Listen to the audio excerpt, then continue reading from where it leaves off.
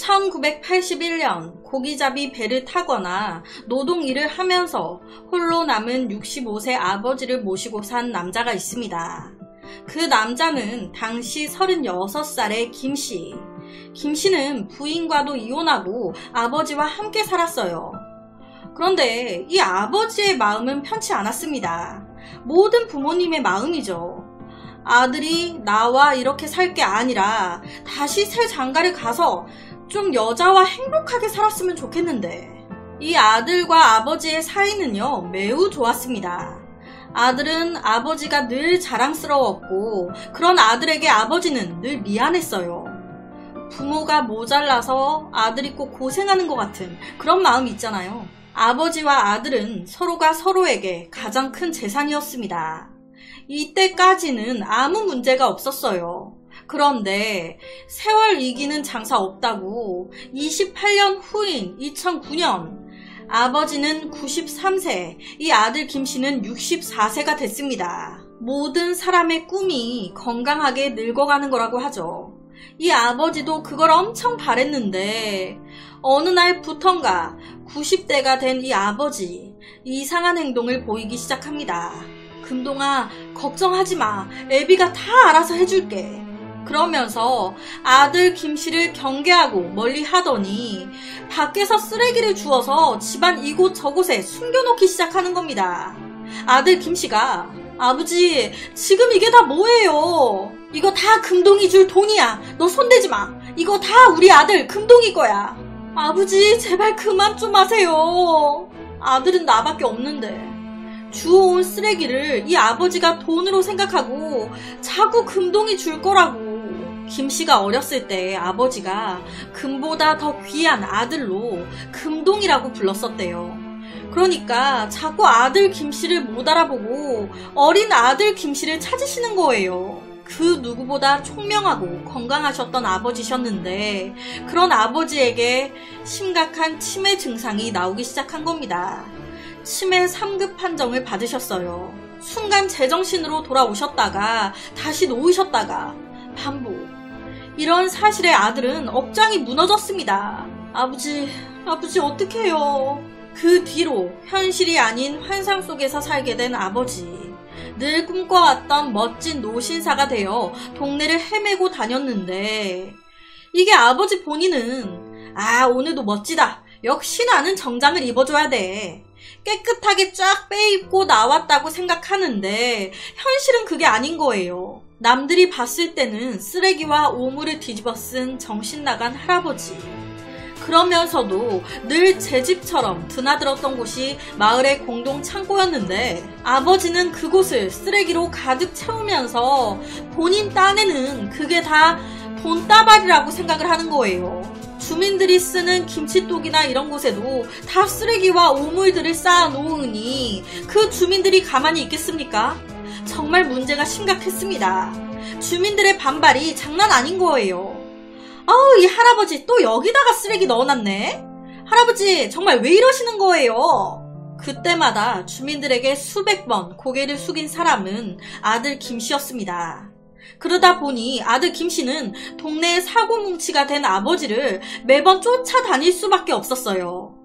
2달 뒤 도저히 혼자선 안 되겠다 생각한 아들 김씨는 한 여성에게 도움을 요청했습니다. 바로 요양사 정여인. 그리고 이 정여인을 아버지는 며느리로 생각을 하기 시작한 거예요. 솔직히 요양사 한 분이 더 와서 도와준다 한들 치매 걸린 노인을 다루는 일은 보통 일이 아니었습니다. 두 사람이 씻기기만 하려고 하면 이 아버지가 막 소리를 지르고 발로 차고 난동을 피우는 통에 늘 힘겨운 신랑 일을 할 수밖에 없었어요. 그럴수록 이 아들 김씨는 지쳐만 갔습니다. 그런데 하늘도 정말 무심하시지. 이 아들 김씨가 이 힘든 상황에서도 어떻게든 돈 한 푼이라도 벌어보려고 나가서 일을 하다가 가슴 쪽에 엄청난 통증을 느낀 거예요. 병원 진단 결과 이 아들 김씨 췌장암 말기가 나온 겁니다. 이 췌장암이 진짜 증상이 거의 없어요. 그렇다 보니 이렇게 몸에 통증이 와버렸을 때는 이미 늦은 거예요. 말기.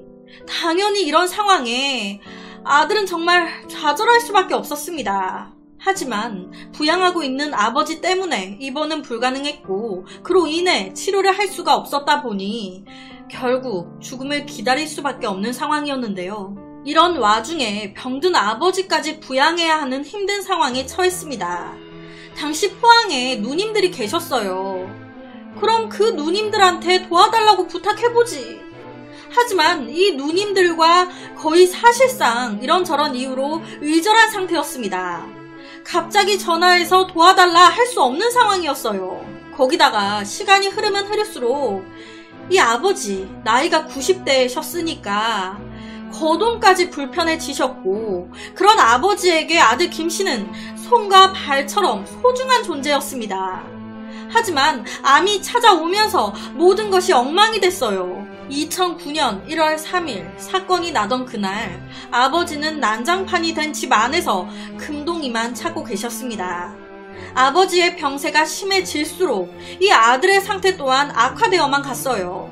실제 이 아들 김씨 4개월 시한부 선고를 받았습니다. 내가 언제까지 버틸 수 있을까? 그런데 이런 와중에 제가 허리를 다쳐서 더 이상 김씨를 도와주기 힘들 것 같아요. 어쩌죠? 그나마 이 아들 김씨를 도와줬던 요양사가 일을 그만둬야 될 것 같다고 연락을 해온 겁니다. 와, 정말 처음부터 끝까지 너무... 마지막으로 아들 김씨는 요양병원을 알아보게 되는데 한 달에 70만원, 췌장암 말기로 4개월 시한부 선고 받았어요. 이런 사람이 어떻게 일을 하겠으며 어디 돈이 있겠습니까? 이런 김씨에게 70만원은 감당할 수 없는 돈이었습니다. 요양사도 못 온다고 하지. 나는 몸이 아파 더 이상 부양이 안 되지. 요양병원도 안 되지. 누님들과도 연락 끊고 산지 오래돼서 전화번호도 모르지. 와, 정말 답이 없는 거예요.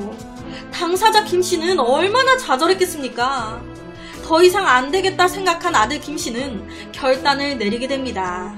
오후 5시쯤 경북 포항시 남구 자신의 집 안에서 64세 아들은 93세 아버지와 마지막 술잔을 기울였습니다. 더 이상 아버지를 모실 수 없을 것 같다는 그 말을 하려고 한두 달 전 췌장암 말기 진단을 받은 뒤로는 버틸 힘이 없었어요. 아들은 병원에 입원을 하기로 결정한 상태였습니다. 이 입원이 치료를 위한 게 아닌 호스피스 케어, 임종 전 고통 경감을 목적으로 입원을 결정한 거예요. 임종 전에 그 고통이 아버지, 제가 곧 죽을 것 같아요. 그래서 더 이상 아버지를 모실 수가 없어요. 저 병원에 입원하게 됐어요. 죄송해요. 그런데 이런 말에 아버지는 네가 입원하면 밥과 설거지는 누가 하냐? 정 입원할 생각이면 날 죽이고 가. 너 없으면 나 혼자 어떻게 살라고. 너 없으면 나 못 산다. 아비 소원이다. 아비 먼저 죽여라. 그렇게 아버지가 만취한 아들 바지가랑이를 막 잡고 격하게 죽이고 가라고, 아빠 죽이고 가라고. 그 순간 모든 게 터진 거예요. 저희 할머니가 췌장암으로 돌아가셨어요. 제가 그때 병간호를 하면서 그 고통을 옆에서 봤었는데 췌장암 말기면 정말 그 마약 진통제를 아무리 맞아도 전혀 들지 않을 정도로 고통이 진짜 뭐 다른 암들도 마찬가지겠지만 너무 고통스러운 것 같더라고요. 그런 몸으로 아버지를 혼자 케어하기는 정말 말도 안 되는 거거든요. 죽어가는 아들과 병든 아버지, 죽이고 가라는 아버지의 말에 아들 김씨는 아버지 배 위에 올라타 양손으로 목을 조르기 시작했습니다. 그리고 기절한 아버지를 확인한 아들은 다시 마당에 나가 빨랫줄을 가지고 와서 재차 목을 졸라 끝내 아버지를 살해했습니다. 그 다음은 본인 차례였습니다. 이미 진작부터 아버지와 술 한잔 하기 전부터 이 모든 걸 예상하고 있었던 이 아들 김씨는 안방 천장을 뚫어 강목을 가로질러 대놓은 상태였습니다. 줄만 걸면 언제든지 갈 수 있게. 아버지 먼저 보내드리고 자기도 목매달아 죽으려고. 김 씨는 대구에 혼자 살고 있었던 28살 아들에게 전화를 걸었습니다. 아들, 급한 일이 있으니 빨리 집에 좀 와라. 그 전화를 끊고 김 씨는 목을 걸려고 강목에 줄을 딱 거는데 그대로 쓰러진 거예요. 그 후에 김 씨 전화를 받았던 아들이 아버지 집에 딱 왔는데 할아버지와 아버지가 쓰러져 있으니까 놀래서 바로 병원으로 옮긴 겁니다. 그러면서 김 씨는 살았어요. 아버지를 살해한 혐의로 체포된 김 씨. 아버지를 모시면서 도와주는 이 하나 없었고 내 몸도 아프다 보니 당해보지 않은 사람은 이 고통을 정말 모를 겁니다. 라면서 눈물을 흘렸습니다. 실제로 이 아들 김 씨가 췌장암 진단을 받고 한번 병원을 가야 돼서 딱 이틀 정도 집을 비웠었대요. 그런데 그때 집에 도와주는 사람 없이 90대 아버지가 혼자 계셨던 거예요. 이틀 집을 비웠다가 딱 왔더니 거동이 불편했던 아버지는 굶주린 채 이틀 동안 아무것도 못 드신 거예요. 거기다 대변도 처리 못하시고 똥 오줌이 집안에 막 이리저리 다 묻어있고 엉망진창이었다고 합니다. 자기는 췌장암 말기 진단으로 방금 병원 가서 4개월 시한부 선고를 받고 딱 왔는데 아버지가 똥 오줌도 못 가리셔서 이리저리 다 싸놓으시고 밥도 못 먹어 굶고 있는 걸 보면서 자포자기하는 심정이 들지 않았을까. 어차피 내가 죽고 나면 아버지의 하루하루가 나와 같을진데 차라리 내 손으로 보내드리자 라는 생각이 뇌리를 스치지 않았을까. 결국 제 손으로 아버지를 보낸 아들 김 씨는 어차피 본인이 죽고 나면 아버지를 보살필 수 있는 사람이 아무도 없기 때문에 차라리 내 손으로 아버지를 보내드리고자 했던 건데요.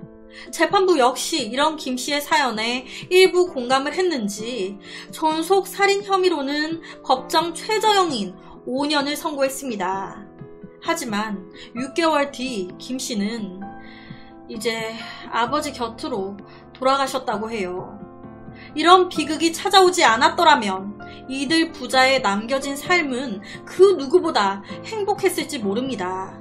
저 먼 곳에서 다시 만났을 두 사람, 이제 다신 떨어지지 않고 행복하게 사셨으면 좋겠습니다.